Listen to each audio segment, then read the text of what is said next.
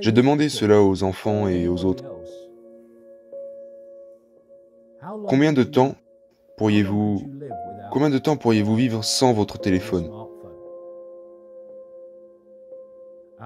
Et c'est comme demander à un alcoolique pourquoi il est alcoolique. Ces gens sont addicts à l'alcool. Pourquoi est-il dicté par l'alcool? Parce qu'il ne peut pas s'arrêter de boire. Oui, mais tu ne peux pas poser ton téléphone. Et si vous le faites quand même, quelques minutes plus tard, vous le reprenez parce que vous êtes accro. Donc, contrôles-tu ce morceau de technologie dans ta main, ou est-ce lui qui te contrôle? Donc, voulez-vous que votre vie soit contrôlée par un morceau de technologie? Voulez-vous pour le reste de votre vie être contrôlé par cet appareil? Ou êtes-vous prêt à dire, je vais poser ce téléphone?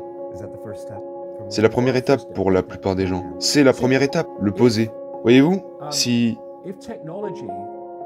la technologie devenait le serviteur plutôt que le gouverneur, il doit servir les intérêts de l'humanité, et l'humanité n'a pas à le servir.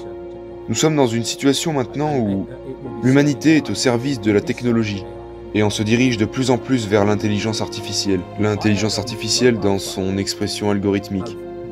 J'ai un téléphone portable. Je pense, je le laisse dans un bureau chez moi pendant des mois à l'intérieur. Parfois pendant 6, 7 mois.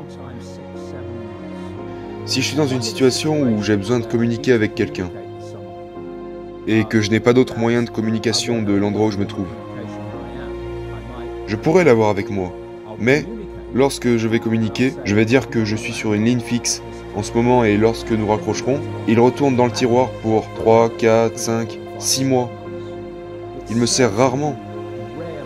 Quand je suis dans cette situation, et vous remarquerez qu'il y en a très très peu, qui ne vaut pas attendre que vous leur disiez que vous êtes sur une ligne fixe, et vous pouvez quand même avoir une bonne conversation avec quelqu'un, sans cet appareil qui vous brûle le cerveau, et sans être constamment là-dedans. Parce que ce qui se passe, et cette cabine le sait depuis très longtemps, jusqu'à récemment, la science croit qu'une fois que le cerveau est formé, il reste comme tel.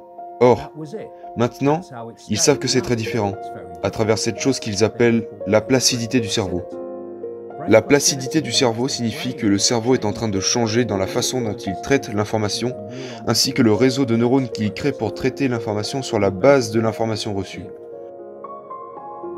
Donc, ce que nous avons gagné dans cette courte période de temps, c'est que le cerveau humain est bombardé de ce stimulus électrique numérique qu'il n'a jamais expérimenté auparavant. Et il y a eu des livres écrits par les scientifiques à ce sujet. Cela modifie le cerveau humain. Il change la façon dont le cerveau traite les informations et comment les processus d'information dictent notre perception de la réalité. Et les enfants ont leur cerveau recablé, vous savez. Les gens parlent beaucoup d'amour. Bien. Et les gens pensent aimer leurs enfants, en leur apportant tout ce qu'ils désirent, en leur offrant tout ce qu'ils veulent. Bien, la plupart des stimulus viennent de ce que les enfants veulent. Ça vient du système, ça vient des publicités, ça vient de la pression des pères et tous ces trucs. Donc, l'action sentimentale à faire, la chose attentionnée à faire pour vos enfants, de cette perception de l'amour, et de leur donner ce téléphone portable. Et ils vous aimeront pour ça. Ils vont vous aimer pour ça. Merci maman, merci papa, c'est tout ce que je voulais. Mais le vrai amour est de ne pas leur donner ce téléphone portable. Et de passer à côté de leur déception et souvent de leur colère. Oui, ils pensent que vous ne vous souciez pas d'eux, parce qu'en réalité vous vous souciez d'eux bien plus profondément. Parce que vous n'allez pas les supporter sur cette route de contrôle technologique.